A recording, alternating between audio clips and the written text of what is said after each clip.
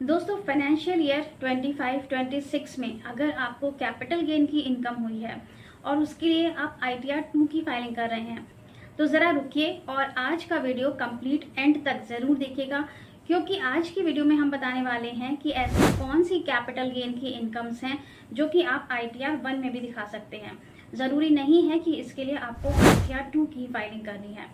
इस बार ITR forms में बहुत सारे चेंजेस हुए हैं और इसीलिए अब आप अपनी कैपिटल गेन की इनकम ITR 1 में भी दिखा सकते हैं।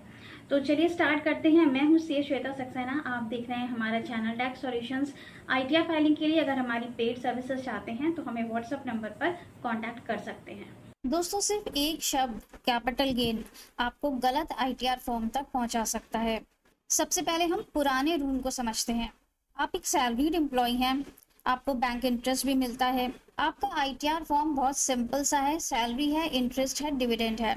लेकिन क्या हुआ कि आपने साल में कुछ शेयर्स बेच दिए और बस यहीं से आपकी परेशानी शुरू हो गई। पहले आप ITR 1 खुद से फाइल कर लिया करते थे, लेकिन अब कैपिटल गेन की वजह से ITR 2 फाइल करना पड़ेगा, और वो भी आपको किसी प्रोफेशनल से या CA से फाइल करवाना पड़ेगा। तो इसी परेशानी को देखते हुए सरकार ने इस बार ITR फॉर्म्स में कुछ बदलाव कर दिए। लेकिन इसका मतलब ये नहीं है कि अब हर तरह का कैपिटल गेन आप ITR 1 में दिखा सकते हैं। अगर आपने प्रॉपर्टी बेची है तो क्या आप ITR 1 में दिखा सकते हैं? नहीं दिखा सकते हैं। अगर आपने एक गोल्ड बेचा है या आपने डेट फंड्स बेचे हैं तो क्या आप ITR 1 में दिखा सकते हैं? जी नहीं, बिल्कुल नहीं। इनको भी आप ITR 1 में नहीं दिखा सकते हैं। तो फिर आपके दिमाग में आ रहा होगा कि आखिर कौन सा ऐसा कैपिटल गेन है जो कि हम ITR 1 में दिखा सकते हैं। असेसमेंट ईयर 26-27 से सेक्शन 112A के अंदर जो लॉन्ग टर्म कैपिटल गेन आता है, और अगर आपका प्रॉफिट का अमाउंट 1.25 लाख से कम का है तो आप उसे अपने ITR 1 फॉर्म में दिखा सकते हैं। अब सिर्फ 1.25 लाख सुन के आप वीडियो को एंड मत कर दीजिएगा, क्योंकि यहाँ पर बहुत सारी कंडीशंस अप्लाई होती हैं।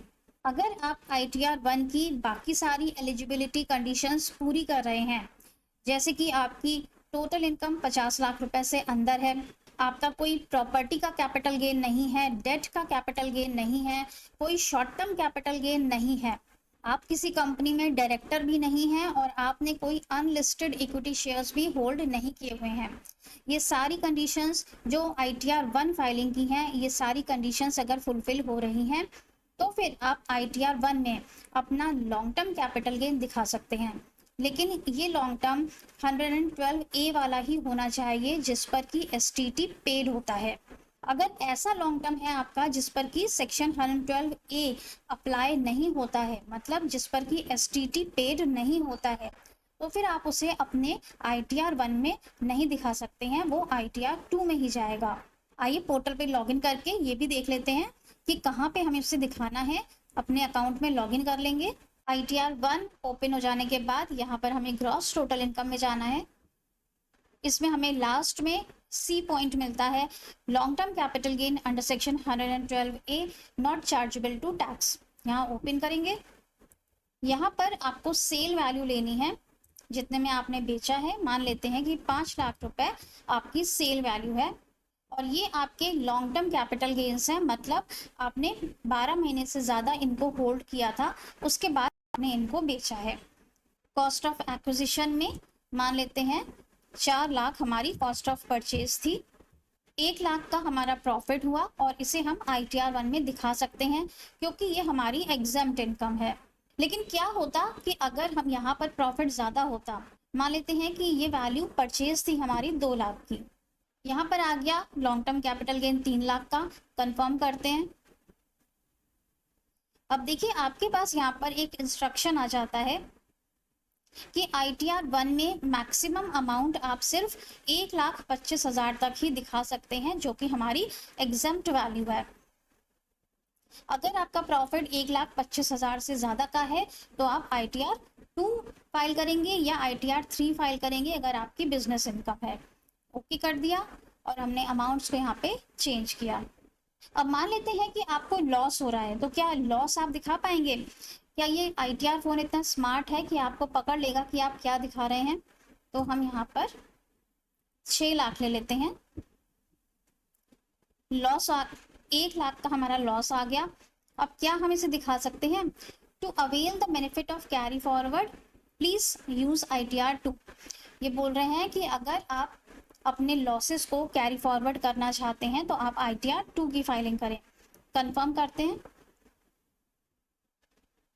कंफर्म हो गया। इसका मतलब ये है कि अगर आप लॉसेस को कैरी फॉरवर्ड करना चाहते हैं तो आप ITR 2 की फाइलिंग करेंगे।